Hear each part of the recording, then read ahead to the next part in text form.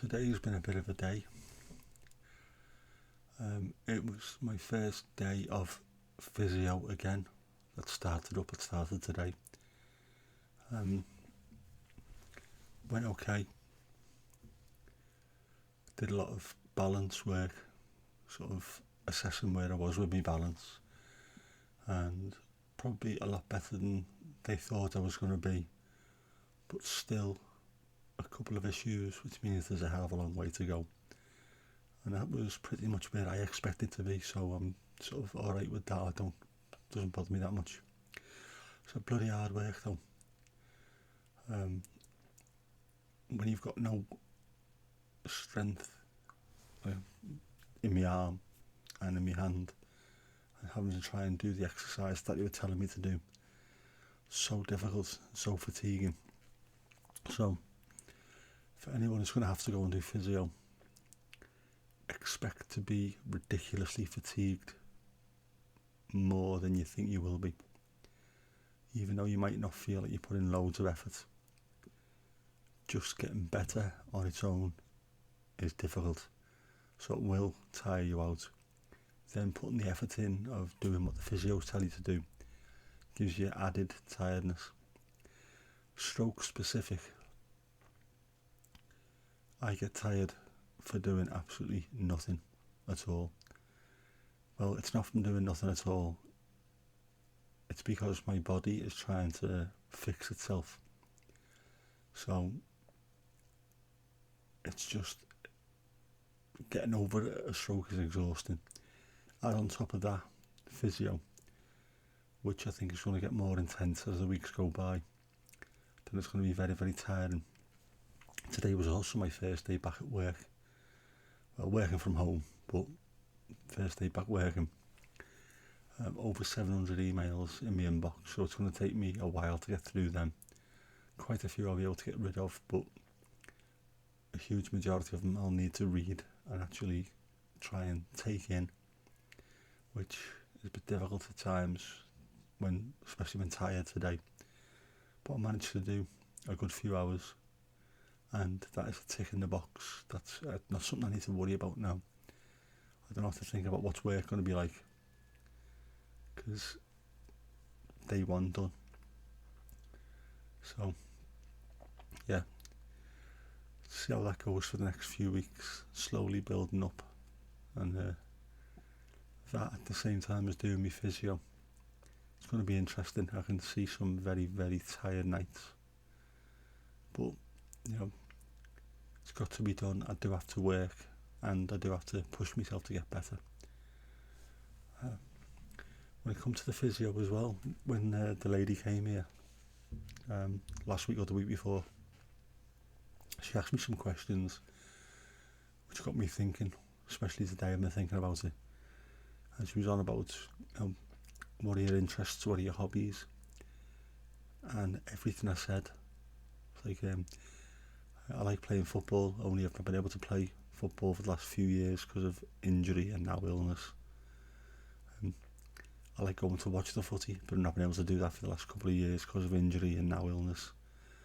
I won't be able to get up the stairs to get into the upper Gladys, so I can't do that. So what else? So I love playing guitar, only I can't do that because my left hand's not working. Anything else?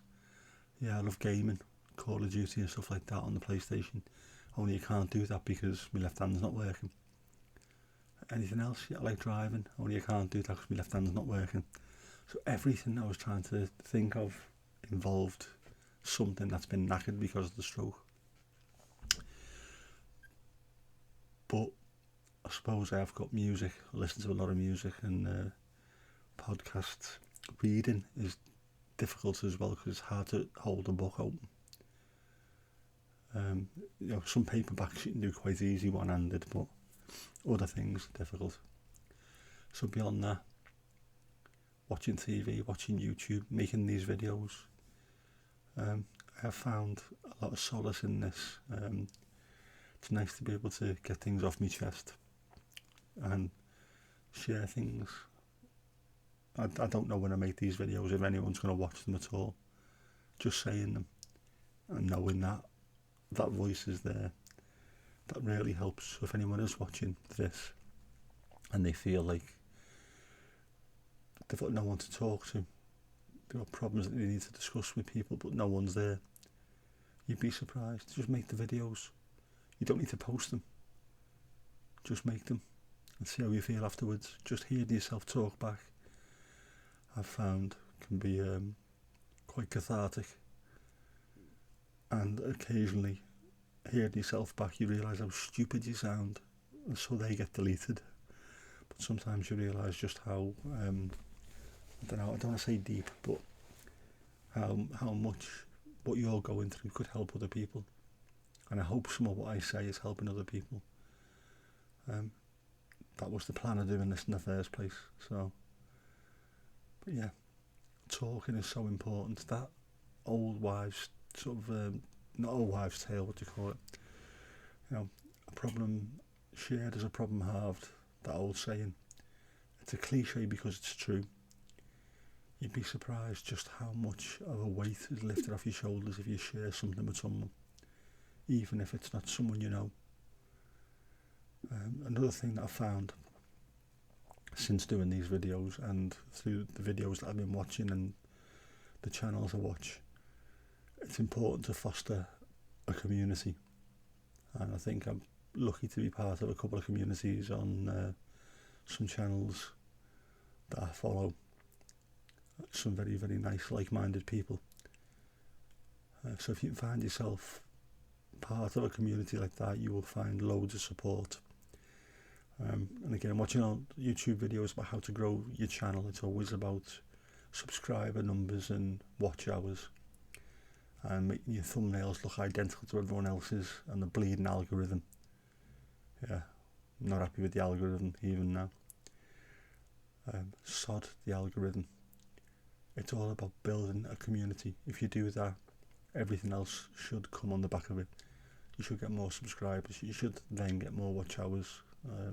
If the whole thing is getting monetized or expanding your reach, whatever it is. But it's about building a community, because you'll find the community is more important than the numbers.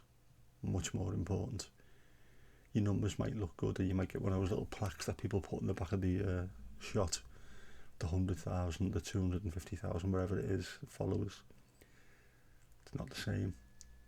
The benefit that you get is from people. It's the people that are important things.